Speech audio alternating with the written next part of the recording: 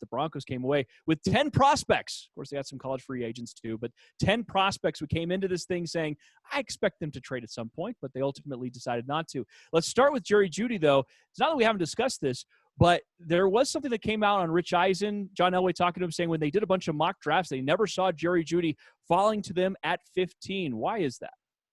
Well, we talked about this a little bit, after he was drafted, and that's that they'd done the prep work on this, and they fully expected either the Raiders or the Niners to wind up with Jeudy, that he was going to be gone by the time that they got there.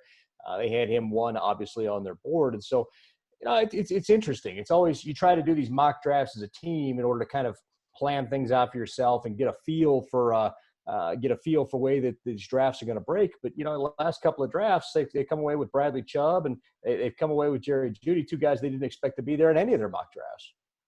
Now let's get to round two. They follow it up with another wide receiver. I think if we would have done a bingo card on what was going to come in the second round after they take wide receiver, which, by the way, on our show, we'd said they were going to do.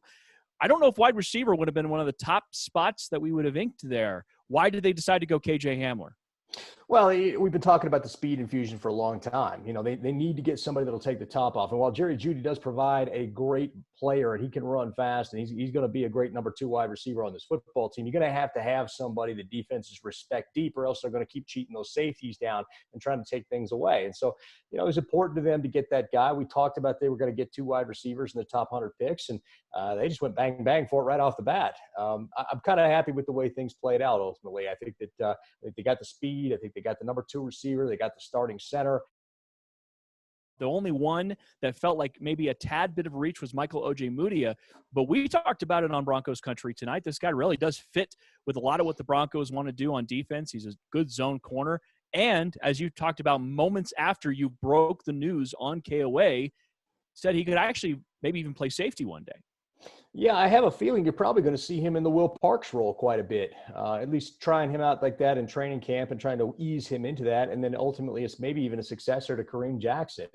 He's got those zone skills. I think that's the best fit for him. You and I talked to Coach Ferentz at Iowa there, and they had actually talked about converting him to safety prior to last season, but they had a dearth of talent at the corner position, felt he was too valuable there to move him to safety where they felt it was more of his natural position. So, I'm excited to see how they use him. I think it'll be a chess piece early on. He'll get to play a little corner, get to play a little safety, and ultimately see where he finds his home.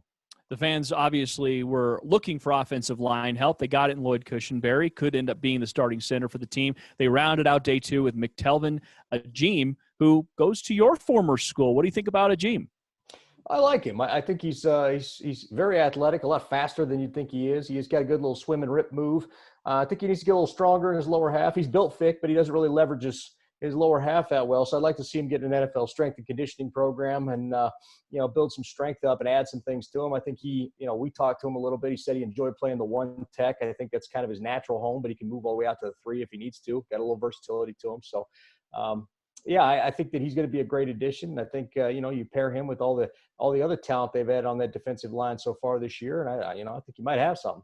Yeah, they addressed the defensive line. Feels like somebody on this show has been saying that they need to do that, but it couldn't be me. I don't pay attention to what you say. I know, it couldn't be me. They started off day 3 with Albert Okwuegbunam, and this is a guy that ran under 4.5 at the Combine, kind of blew everybody away, but it was a little bit of surprise considering what they do have in the tight end room.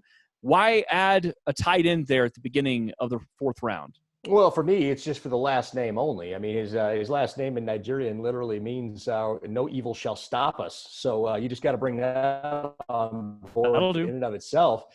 But, on top of that, he's a fast tight end. He's an athletic guy, and he was highly productive when Drew Lock was his quarterback at Missouri. And I think bringing in kind of a security blanket, tight end 2 like that, 2 of Pat Shurmur's favorite personnel groups are 3 wide receivers, 1 back, and then 2 wide receivers, 2 tight ends. And so, I think that I think that it's dangerous. You put him and Noah Fant out there at the same time. You can't use corners to block those guys. What are you going to do? You got 2 of the fastest linebackers on earth out there because that's what you're going to need to cover them.